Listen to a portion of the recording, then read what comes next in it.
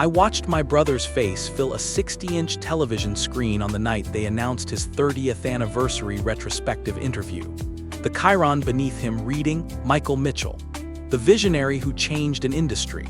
And I sat alone in my living room feeling something I'd spent 3 decades learning how to swallow without choking on it. I want to tell you before anything else exactly what I was looking at in that moment, because the audience watching that broadcast saw a confident, silver-haired innovator describing the breakthrough moments of a legendary career. I saw something entirely different.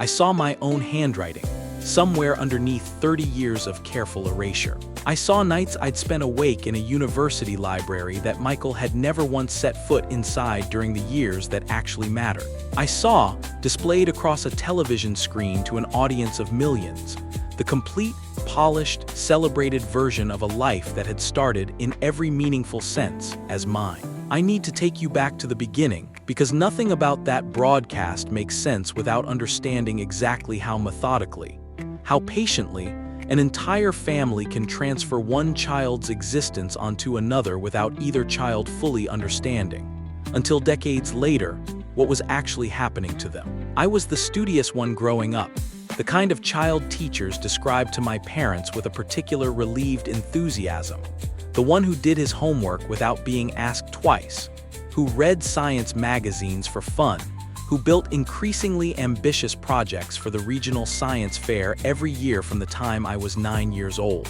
Michael, 3 years younger, was charming in the easy, effortless way some children simply are, popular with classmates, quick with a joke. The kind of kid who got away with things on personality alone in a way I never quite managed, no matter how hard I tried to replicate it. Our parents, David and Linda Mitchell, weren't cruel people, not in any way that would be obvious to an outside observer. They were, I came to understand only much later, people defined almost entirely by anxiety about reputation, about how our family appeared from the outside, and that anxiety expressed itself through a particular calculation neither of them, I genuinely believe, ever fully examined consciously.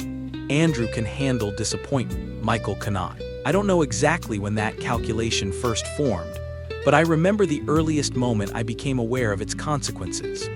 I was 11, Michael was 8, and I'd won the regional science fair with a water filtration project I'd spent 4 months building in our garage, genuinely proud of it in the uncomplicated way children are proud of things they've built entirely themselves. My parents attended the awards ceremony, and I remember my father's hand on my shoulder afterward, his voice carrying real warmth as he said, "This is wonderful, Andrew, I'm proud of you." And then, almost without transition, turning to where Michael stood looking faintly bored beside us. "You know, your brother's project could really help Michael's class presentation next month. Maybe you could let him borrow some of the concepts." I didn't think much of it at 11. It seemed like a small, reasonable request, the kind of generous sharing parents are always encouraging between siblings. I helped Michael build a simpler version of my filtration system for his own class presentation. And I remember feeling, watching him present it, a small flush of genuine pride that something I'd built had helped him too. I understand now, with 30 years of accumulated hindsight, that this was the very first transaction in a pattern that would eventually consume my entire adult life, though neither Michael nor I had any way of recognizing it as a pattern yet.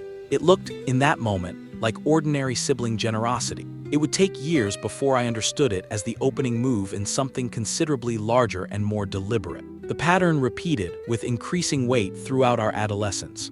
When I earned a partial academic scholarship to a summer research program at 15, prestigious enough that my high school counselor called it the kind of opportunity that changes a college application. My mother's first response, after the initial congratulations, was a careful question about whether the program might have room for Michael too, despite Michael's grades sitting nowhere near the academic threshold the program required. When I built my first functioning prototype for an automated irrigation sensor at 16, earning a small write-up in the local paper, my father suggested, gently but with a particular insistence I was learning to recognize, that I should let your brother take some credit for helping with this one, since he's been struggling to find his own thing lately, and it might be good for his confidence. I want to be honest about something difficult here, because I think it matters to understanding how 30 years of this could possibly continue without my fighting back harder sooner.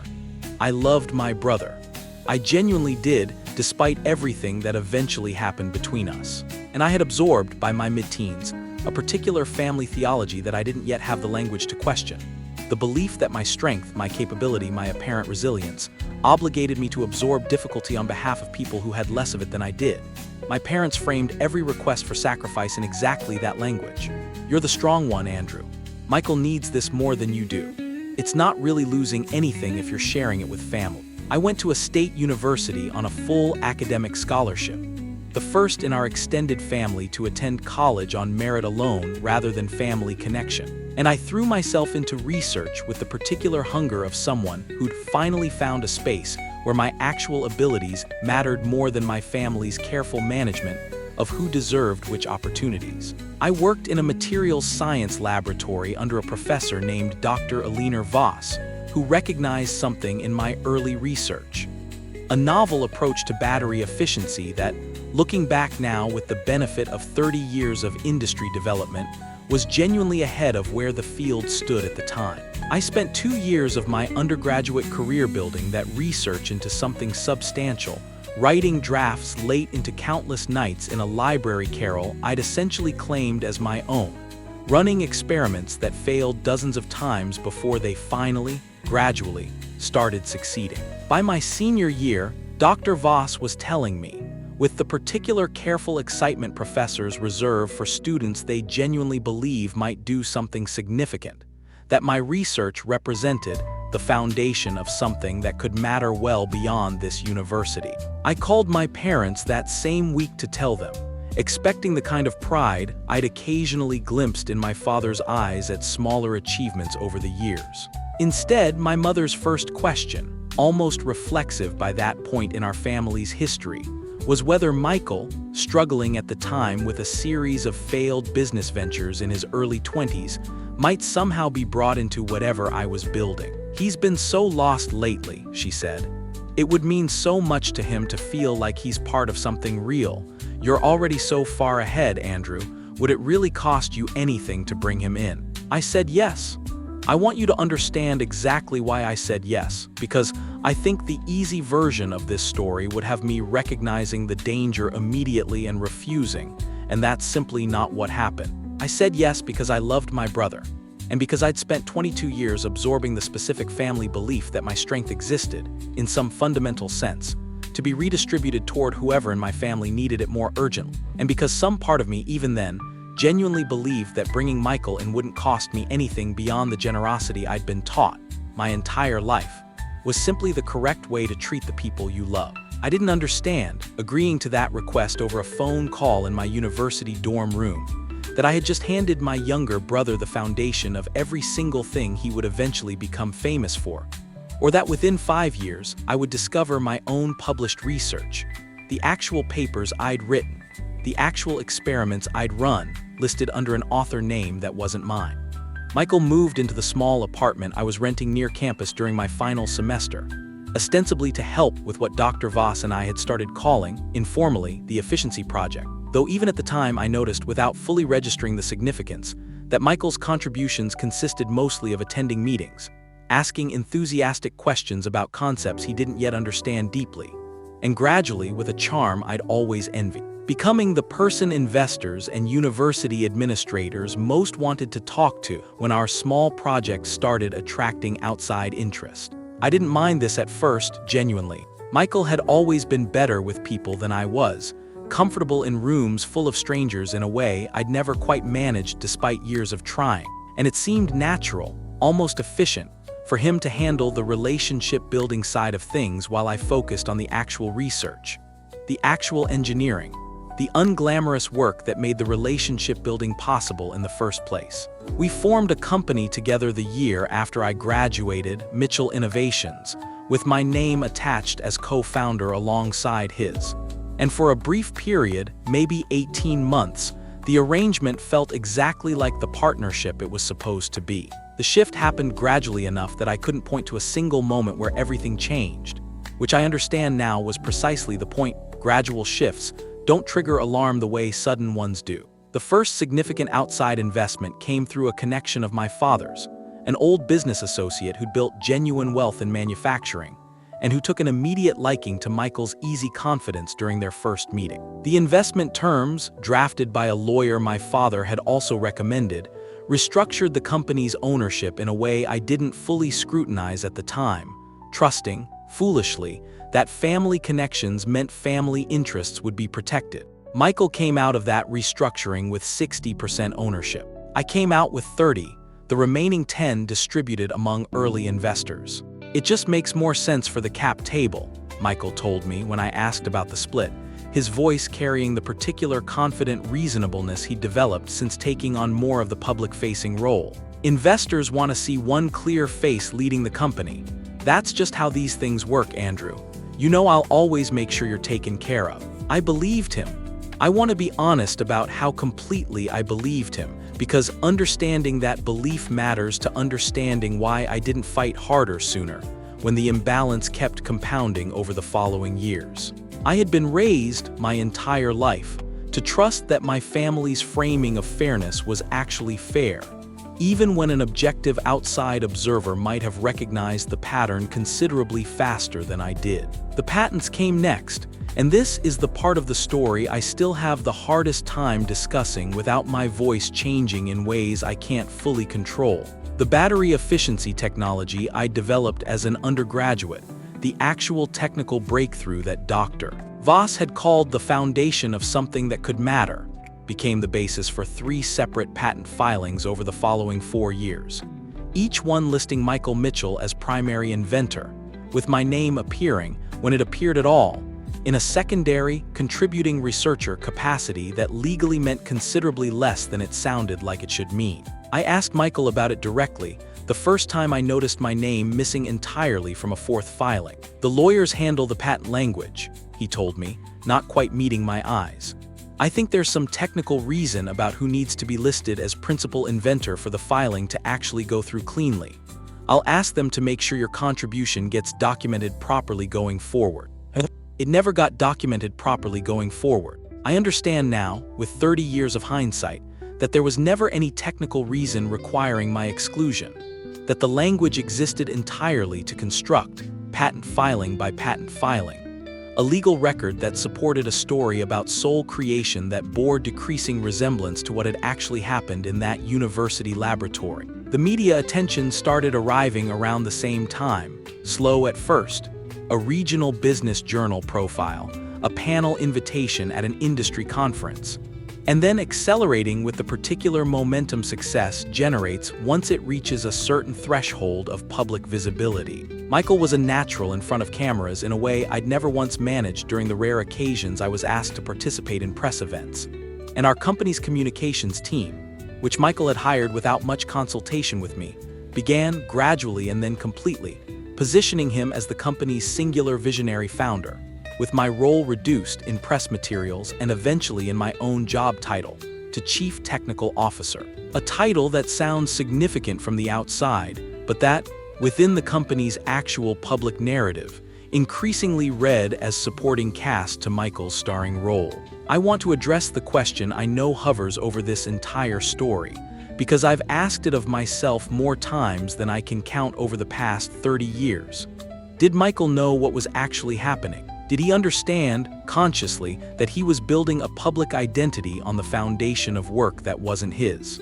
I genuinely don't think the answer is simple. I think in the earliest years Michael may have believed, with the same comfortable half-examined certainty our parents had taught both of us, that this was simply how families operated, that resources got redistributed toward whoever needed them more, that my strength existed partly to support his growth, that the framing our parents had used since we were children, "Andrew can handle it, Michael needs this," had simply expanded naturally into the architecture of an entire company and an entire public identity. I think, somewhere later, as the gap between what he was publicly credited with and what he'd actually contributed grew too large to remain comfortably unexamined, he made a choice, consciously or otherwise, to stop examining it. Because the alternative would have required dismantling an identity he'd by then spent years building, in front of millions of people, around achievements that increasingly weren't his. My parents, throughout this entire period, never once acknowledged the imbalance directly.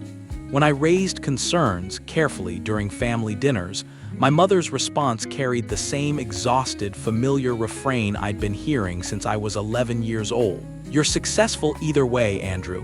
The company is succeeding. Does it really matter whose name is on it, as long as the family benefits?" It mattered. I understood with increasing clarity over those years that it mattered in ways that went considerably beyond simple ego or recognition. It mattered because an entire technical legacy, the actual intellectual history of a genuine innovation, was being rewritten in real time, and I was the only person who seemed to fully understand what was being erased. I found the original files almost by accident, 6 years into the company's existence, during a server migration our IT department was handling as part of a broader infrastructure upgrade. An old archive folder, untouched since my undergraduate years, surfaced during the migration process, containing every original research document I'd written during those 2 years in Dr. Voss's laboratory, drafts with timestamps, email exchanges with Dr. Voss discussing early experimental results, lab notebooks I'd scanned for backup purposes years before Michael had ever set foot in that building. I sat at my desk that evening, long after everyone else had gone home, scrolling through 6 years of timestamps that documented, with complete, undeniable precision, exactly when every significant breakthrough had actually occurred, and exactly whose name appeared on every single document describing how it had happened. I didn't do anything with those files immediately. I want to be honest about that too, because the easy version of this story would have me confronting everything the moment I found the proof. And that's not what happened. I copied the entire archive onto a private drive, backed it up in 3 separate secure locations, and then I closed my laptop and went home, because some part of me, even holding undeniable proof of exactly how thoroughly my life had been redirected towards someone else's legacy, still wasn't ready to actually use it. It would take 24 more years before I was. I want to explain why 24 years passed between the night I found those files and the night I finally used them, because I understand how that gap might look from the outside, like patience stretched well past any reasonable definition, like cowardice dressed up as restraint. I've turned that question over more times than I can count, and the honest answer is that the gap wasn't really about Michael at all, not for most of those years. It was about the slow, difficult work of building a life I could actually stand inside without needing anyone's recognition to make it feel real. I left Mitchell Innovations 8 years after that company's founding, 2 years after finding the archive, in a departure my parents described to extended family as Andrew, stepping back to pursue other interests. Language that managed to make a genuine departure sound like a comfortable choice rather than what it actually was.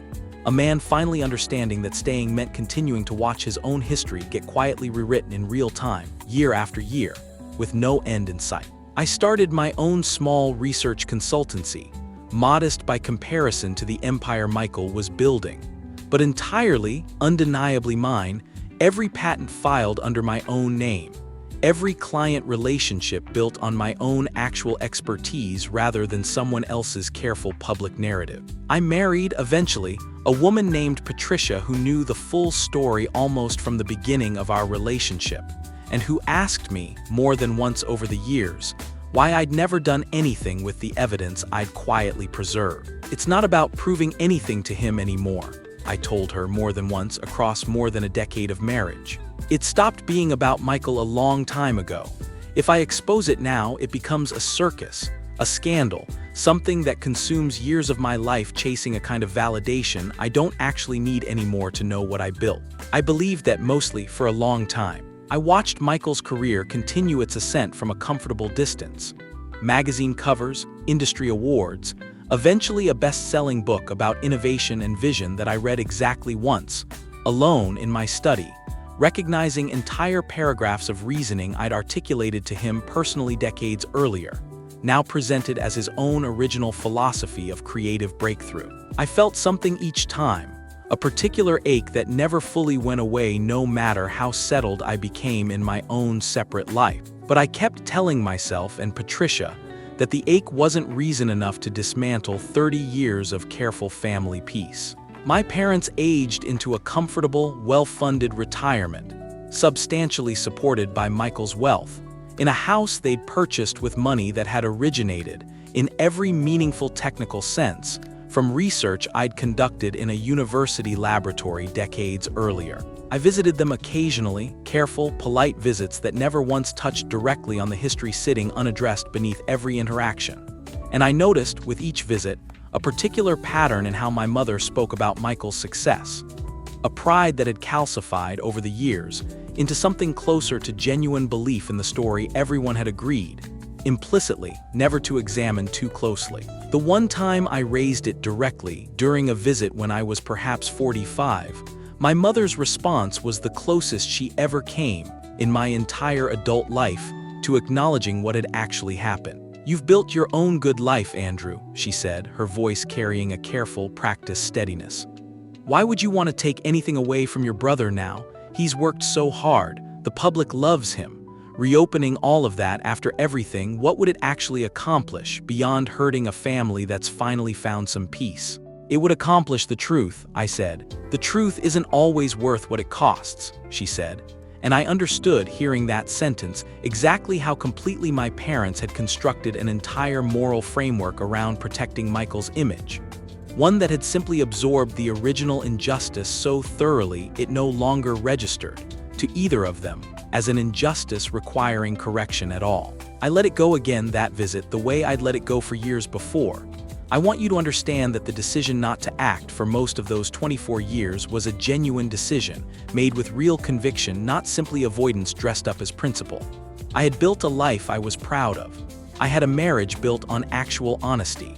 I had work that was entirely, demonstrably mine. I told myself, with real sincerity, that I'd made peace with the past, that I no longer needed the world to know what I knew. What finally changed wasn't a single dramatic moment of clarity, but rather an accumulation of small things over the final 2 years before Michael's 30th anniversary interview. Each one wearing down whatever peace I'd convinced myself I'd actually achieved. My own son, Daniel, 23 by then and beginning his own career in materials science, came home from a conference the previous spring and told me, with a particular excited innocence that broke something open in my chest, that he'd attended a panel where Michael Mitchell had described, to a room full of young researchers, the exact moment of inspiration behind the original battery efficiency breakthrough, a story told in vivid, specific detail, about a long night alone in a laboratory that I recognized immediately, devastatingly, as my own actual memory, lifted wholesale and narrated as Michael's personal experience to an audience of students who had no way of knowing they were listening to someone else's life. "It was incredible, Dad," Daniel told me. He talked about how he just kept testing variations until something finally clicked, 3 in the morning, completely alone in the lab. It made me want to do exactly that kind of work. I sat across from my own son, watching him describe my actual memory being used to inspire an entire generation of young researchers toward a version of scientific heroism that had never once belonged to the man telling the story. And I understood in that exact moment, with a finality I hadn't fully reached in 24 years of careful restraint, that my silence wasn't simply protecting some abstract family peace anymore. It was actively participating in erasing the truth from an entire field, generation after generation.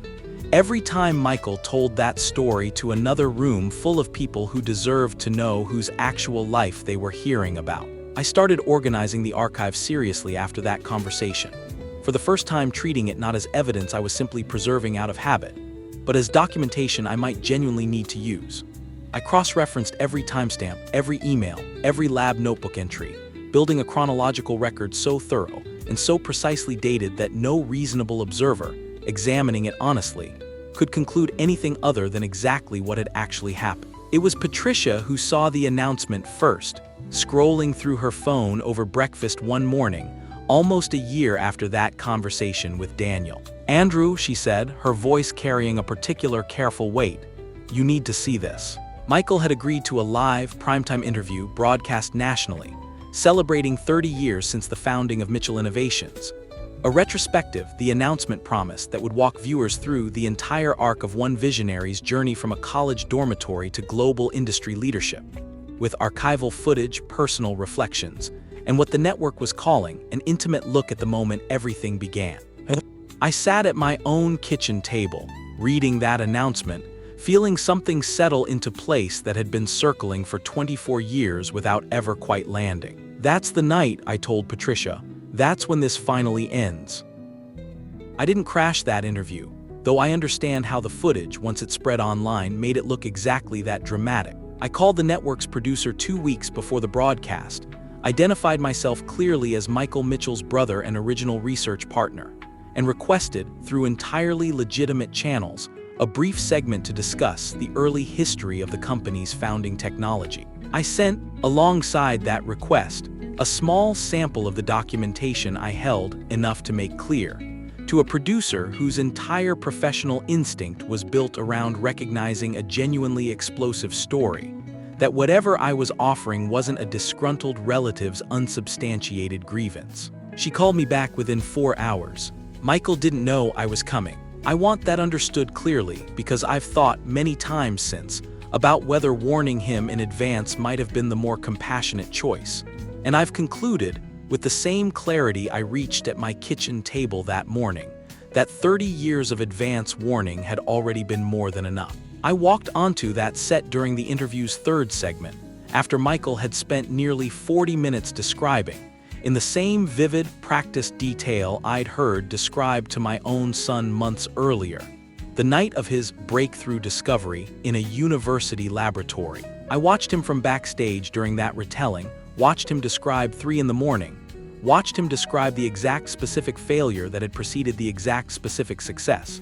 Details so precise and so personal that I understood, watching him deliver them with practiced sincerity to a national audience, that somewhere over 30 years, he had genuinely convinced himself this story belonged to him. Whatever he had known consciously, decades earlier, about whose memory he was borrowing, had long since calcified into something he could narrate without apparent dishonesty, because the lie had become, for him, simply the truth he'd learned to live inside. The host, a respected broadcaster named Janet Kowalski who'd built her career on careful, well-prepared interviews, introduced me with the brief, neutral language the producer and I had agreed on in advance.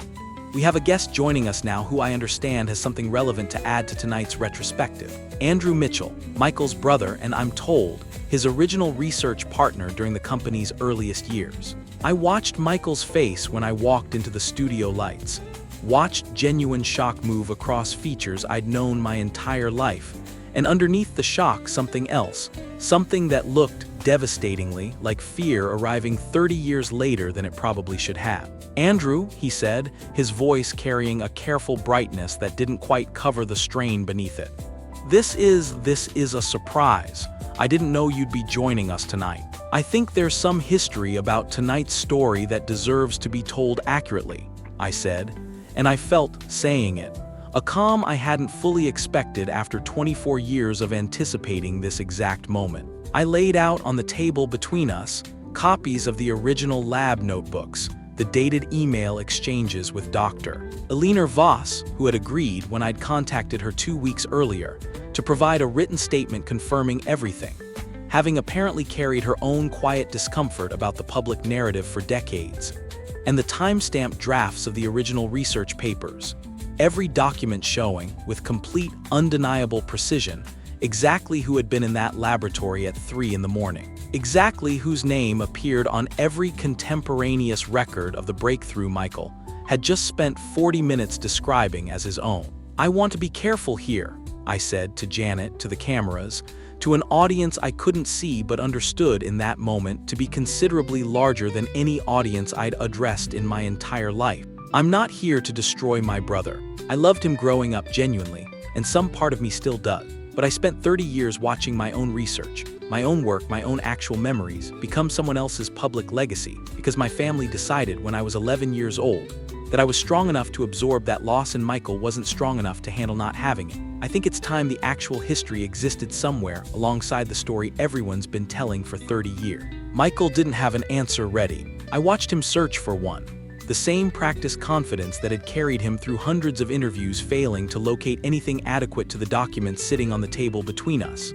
And the silence that followed, broadcast live to a national audience, lasted long enough that even Janet, an experienced broadcaster comfortable with difficult pauses, let it stretch rather than rushing to fill it. He started finally and stopped. "Andrew, I don't know what you want me to say. I built this company. I built this life." "You built it on a foundation I created," I said, And for 30 years, neither you nor our parents ever once acknowledged that foundation existed.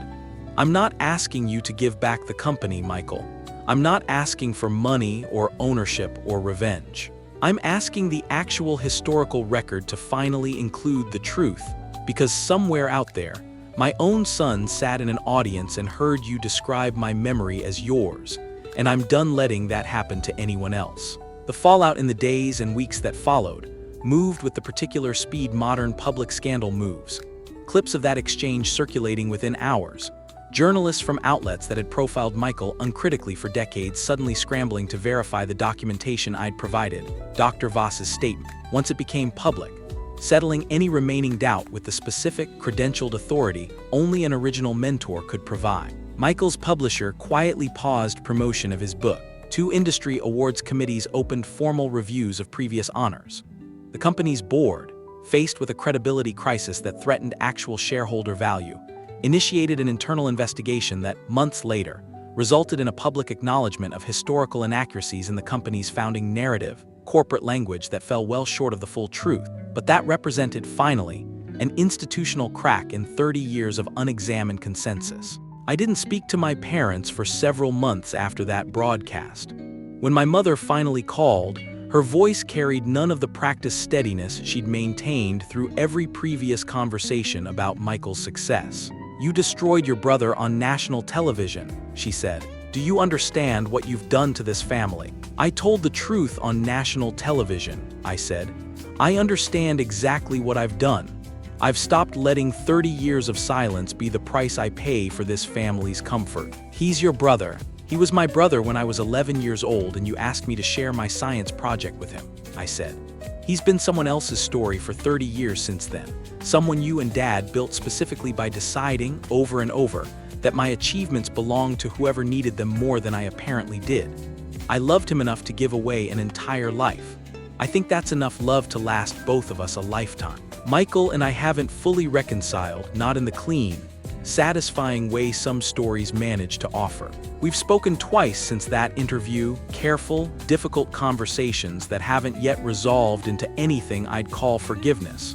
Though I think, on his side, something has begun shifting that looks, distantly, like genuine reckoning rather than simple damage control. He told me, the second time we spoke, that he'd started seeing a therapist, that he was beginning to untangle, slowly, exactly how much of his own identity had been built on a foundation he'd never fully examined, even when some part of him must have understood, decades earlier, exactly whose laboratory that breakthrough had actually happened inside. I don't know if we'll ever be close again, the way brothers are supposed to be close.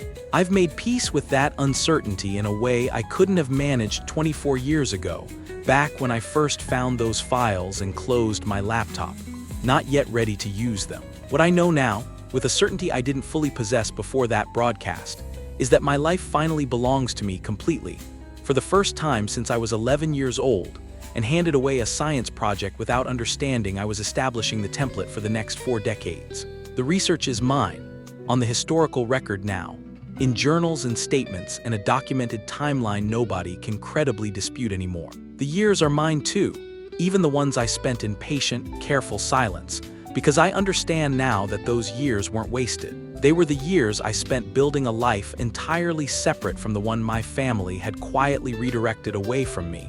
A life I never once needed anyone else's recognition to know was genuinely, completely my own. I think about that 11-year-old boy sometimes, standing at a science fair with his father's hand on his shoulder, hearing for the first time that his strength existed to be redistributed. I wish I could tell him what it actually costs, the slow accumulation of 30 years of giving away a life one apparently reasonable request at a time. I think I'd also tell him that the truth waits. However long it takes, however completely a family convinces itself a lie has simply become the comfortable shape of reality. The truth waits, patient and exact, in lab notebooks and time-stamped emails and the testimony of people who watched it actually happen. It waited 30 years for me. I finally let it speak.